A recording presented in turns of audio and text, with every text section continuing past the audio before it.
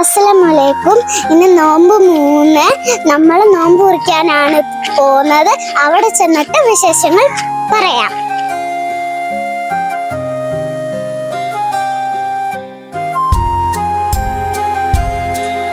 നമ്മൾ പള്ളിയിലേക്ക് എത്തി.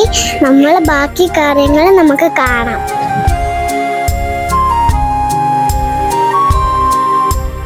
എല്ലാം പാടയിട്ടുള്ള ഹല്ലാക്കൂടയോനി